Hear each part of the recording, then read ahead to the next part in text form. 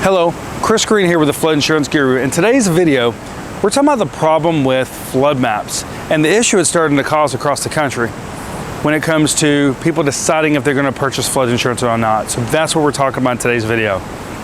You might have this quote in the places that we're standing right here. There's also a fridge right here next to me. Commercial property are going to be different. So today we're talking about a problem that flood maps are starting to cause across the country when it comes to purchasing flood insurance.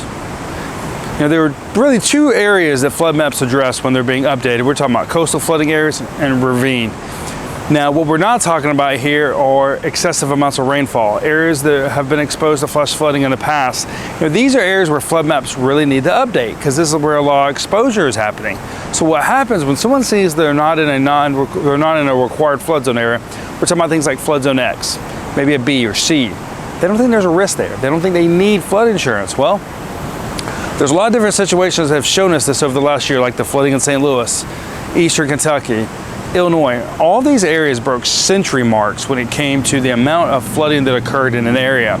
Summerville, Georgia just recently had the same thing happen where they received almost 13 inches of rain in 12 hours. But a lot of these people were not in required flood zones, so they didn't carry flood insurance. So this is an issue that a lot of flood maps are causing. They're being updated as fast as possible, but even the National Flood Insurance Program Director has said that these flood maps don't really address excessive rainfall like they need to yet, which could cause a major issue for property owners understanding what their real flood risk is.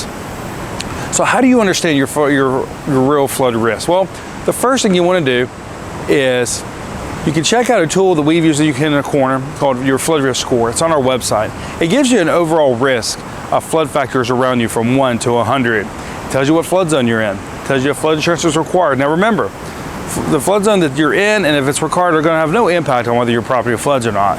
This is strictly from a regulatory standpoint. But the scoring system can tell you how close you are to water, the type of water, like you can see here behind us. So these are some things you should be looking for if you're not in one of those required areas. So if you've got questions about this, how to understand your full risk, click below to visit our website, floodinsuranceguru.com. Remember, we're here to help you simplify flood insurance by putting time and money back in your life. Thank you.